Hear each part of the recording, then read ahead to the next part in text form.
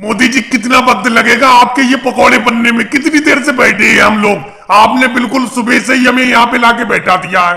योगी जी बस थोड़ी देर रुक जाओ, थोड़ी देर रुक जाओ। इस कढ़ाई में जो तेल है वो सही तरीके से खोल नहीं पा रहा था, उफान नहीं आ पा रहा था, उसकी वजह से पकौड़े सही से बन ही नहीं पा रहे थे। अब मैंने चूल्हे में कढ़ाई के नीचे आग को बिल्कुल दहका दिया है। अब तेल बिल्कुल खोल गया, पकौड़े भी जल्दी जल्दी बन रहे हैं। बस थोड़ी देर का इंतजार करो। और केजरीवाल तुम क्या कर रहे हो? ये एक एक पकौड़ा उठा के कैसे खा रहे हो? राहुल तुम भी खा रहे हो? अरे सब लोग एक साथ खाएंगे पकौड़ों को।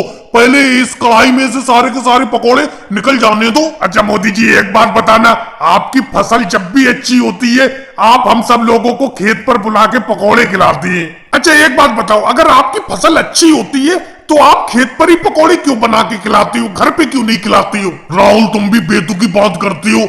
अरे मैं खेत पे इसलिए पकौड़े खिलाता हूँ क्योंकि खेत को भी तो पता चलना चाहिए कि खेत में अच्छी फसल की पैदावार हुई है, तो इस खुशी में मैंने पकौड़े खिलाए हैं, तो अगले साल भी फिर अच्छी फसल होगी। वाह मोदी जी, वाह मोदी जी, क्या दिमाग लगाया है आपने। इसीलिए जब भी खेत में अच्छी फसल होती है आप खेत पर ही दावत देते हो, क्योंकि इस चीज को आपका खेत भी देखता है कि देखो अगर मैंने अच्छी फसल की पैदावार की तो मोदी जी ने सबको दावत खिलाई, और फिर खेत चाहेगा कि अगले साल भी फसल अच्छी पैदा हो। अरे मोदी जी, बहन सोनिया जी चली आ रही है अपनी तरफ। अरे बहन सोनिया जी तुम कैसी चली आई यहाँ पे? राहुल को मैंने पकौड़ों की दावत पे बुला तो लिया था।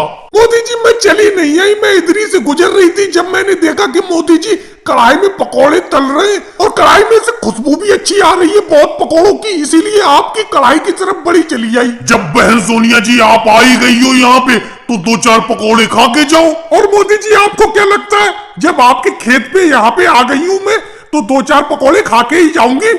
राहुल बेटा मैं शाम का खाना नहीं बनाऊंगी। मोदी जी ये जो पकौड़े बना रहे हैं इन्हें पेट भर के खा के आना, जम के खा के आना, समझे? अरे बहन सोनिया जी मैंने इतने पकौड़े थोड़ी बनाए कि पेट भर जाएगा। हाँ इतने इतने पकौड़े हैं सबका मुंह नमकीन हो जाएगा। और बहन सोनिया जी भगवान से प्रार्थना करो आगे भी मेरी फसल अच्छी हो, आगे भी मैं ऐसी दावत खिलाऊंगा तुम लोगों को। और भाई लोगों को वीडियो को लाइक करो, चैनल को सब्सक्राइब करो।